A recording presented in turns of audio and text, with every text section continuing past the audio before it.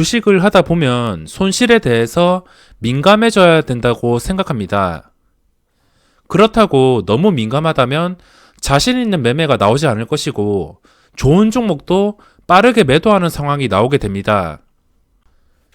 그래도 어느 정도 자신만의 기준을 가지고 손실에 대해서 민감하게 생각을 해야지 이 주식시장에서 꾸준히 수익을 내면서 살아남을 수 있을 거라고 생각합니다. 저는 현재 이 습관 때문에 거의 손실이 없는 매매를 이어가고 있습니다. 자랑하는 건 아니고 제가 자랑하는 것처럼 들리면 죄송하겠지만 제가 매매를 했을 때 한 종목에서 아무리 많이 손실을 봐도 1%에서 2% 정도가 됩니다. 손절에 대한 실전 영상을 준비하려고 노력하고 있지만 손실을 보는 상황이 쉽게 만들어지지 않기 때문에 지금 힘든 부분이 많습니다. 이렇게까지 될 수 있었던 노하우와 저의 생각을 공유해 드리도록 하겠습니다. 일단 저는 거의 기계처럼 매매하고 있습니다. 전업 투자자 초기에는 충동 매매와 싸움에서 많은 고생을 했지만 이제는 쓸데없는 매매는 절대 하지 않습니다. 한 달에 한두 번 나올까 말까. 그마저도 거의 충동적 매매를 하지 않습니다. 이것 하나만 하지 않더라도 계좌가 무조건 좋은 쪽으로 변하는 것을 확인할 수 있습니다. 근데 현실은 많은 개인 투자자들이 충동적 매매, 내동 매매 이런 거 안 좋은 거 알면서도 쉽게 끊지 못하고 있습니다. 기계처럼 매매하면서 이 전업 초기에는 이 생활이 언제 깨질까? 돈을 아무리 잘 번다 하더라도 나도 분명히 깡통 차는 날이 또다시 찾아오겠지. 이런 불안한 생각들로 불안한 미래에 대한 그런 걱정 때문에 전업 투자자를 유지하기가 쉽지가 않았습니다. 하지만 이제는 정말 여유롭습니다.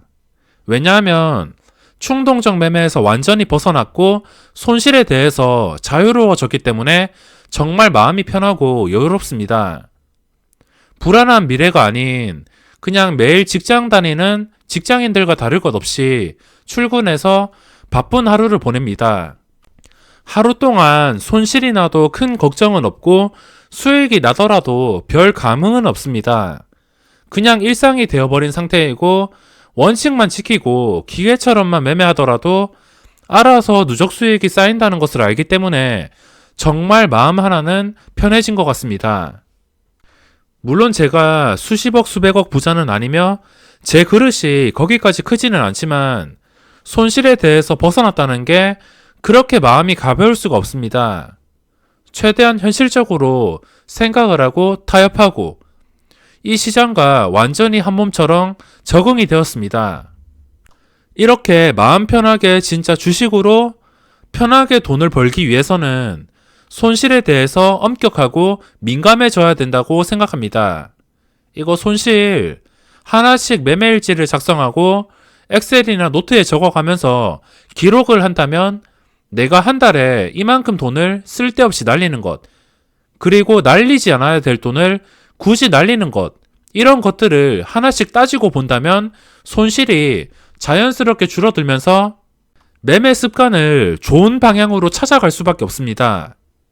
일지를 작성 안 하고 그냥 넘기시는 고수분들도 많으시겠지만 이 주식이란 게 좀 가상의 게임머니와 비슷하다고 생각이 들고 계속 똑같은 실수를 반복할 확률이 높아질 수 있기 때문에 저는 매매일지를 작성하는 것이 중요하다고 생각합니다. 주식으로 성공한 사람들은 아마 오답노트처럼 매매일지를 작성하면서 아니면 다시 되돌아보면서 내 실수를 다시 반복하지 않으려고 노력을 할 것이고 문제점을 찾아서 고칠 것입니다. 저는 손실에 대해서 이렇게 대응하고 있습니다.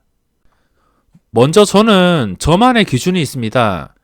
매일 장 끝나고 종목을 정리하고 또 그 다음날에 매매할 종목들을 찾는 것은 현재 일상과 다름이 없는데 여기서 말하는 종목들 중에서 저는 제가 말한 대로 움직인다면 그대로 똑같이 매매를 합니다.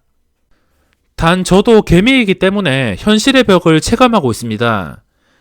예를 들어서 분류해 놓은 종목이 A, B, C, D, E, F, G 이렇게 여러 가지 종목이 관심주라면 AB가 급등할 때 제가 CD를 보고 있으면 놓치는 경우가 상당히 많습니다. 어떤 종목을 집중해서 보냐, 그리고 보고 있는 종목이 반응을 쉽게 주냐도 운이 따라줘야 되는 것 같습니다.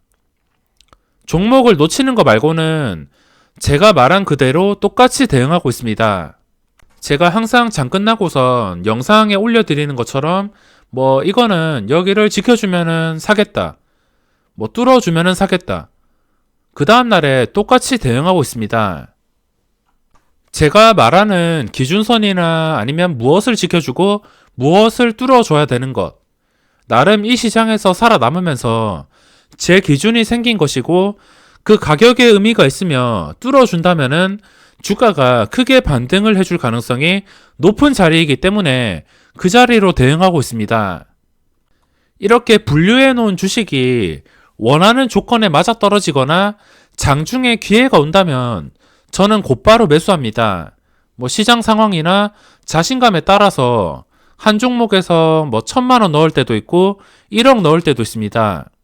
지금 시장에서는 시장이 워낙 좋기 때문에 진짜 모든 조건에 일치하는 종목이 나온다면 호가창 상태를 보고선 2억 3억까지 넣을 수 있을 것 같습니다.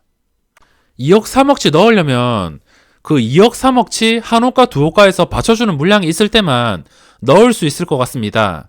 이런 종목들처럼 이렇게 한호가에 만주 이상씩 쌓여 있으면 2억을 넣는다 하더라도 한호가에 손절할 수 있기 때문에 부담스럽지가 않습니다.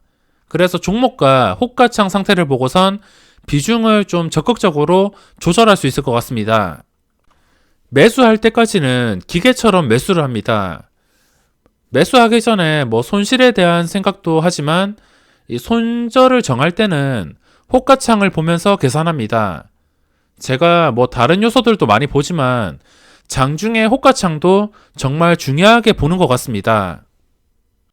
제가 머릿속으로 하는 생각이 항상 어떤 종목을 매수하고 매도할 때 저한테 자기 스스로 질문을 합니다.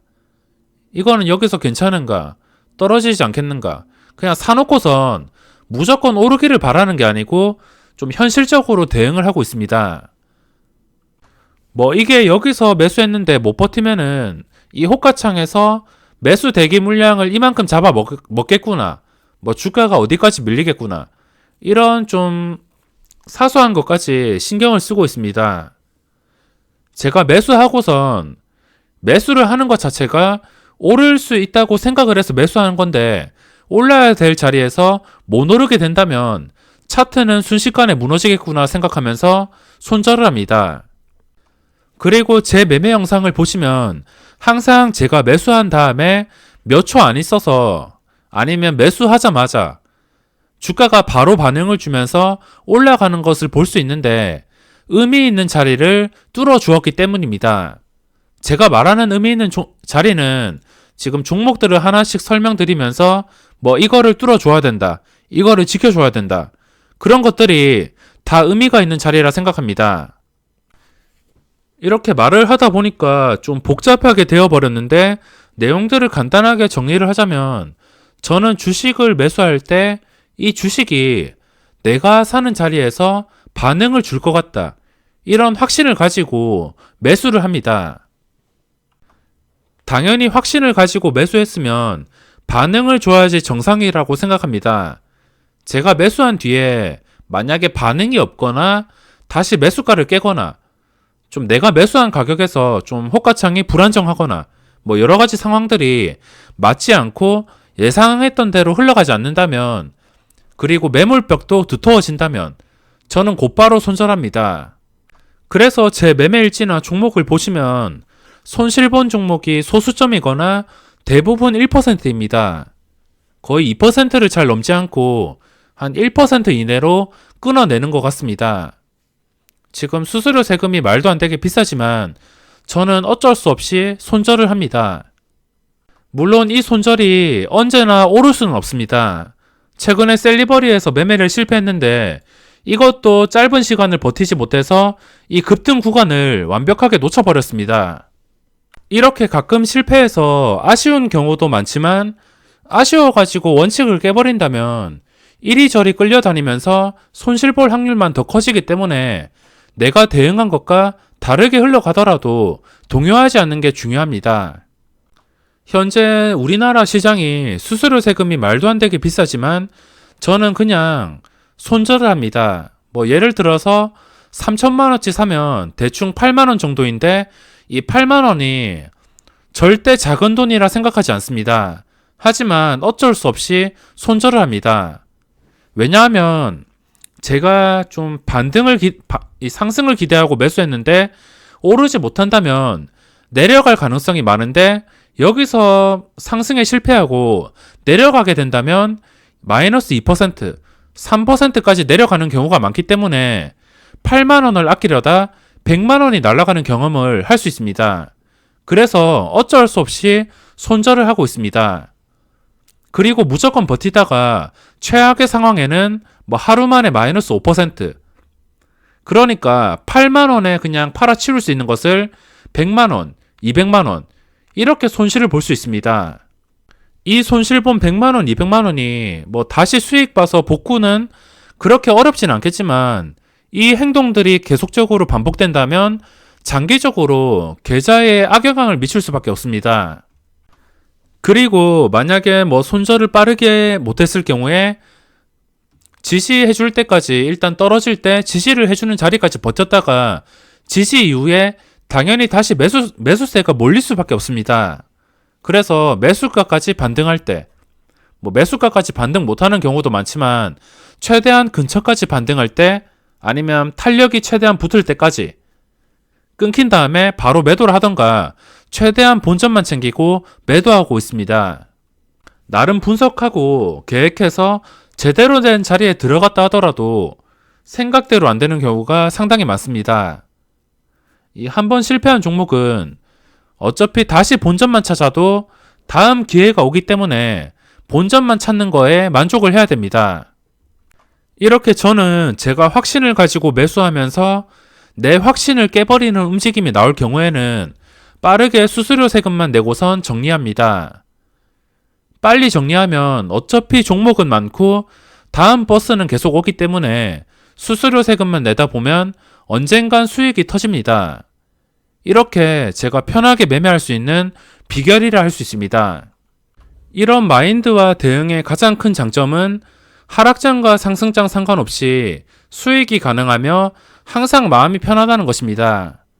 주식을 하다가 성격도 다 버리고 멘탈도 다 무너지고 물린 주식 때문에 잠을 못 이룬다면 정상적인 생활이 힘들 수 있기 때문에 마음 편한 게 최고인 것 같습니다. 그럼 이번 영상은 여기서 마무리하도록 하겠습니다.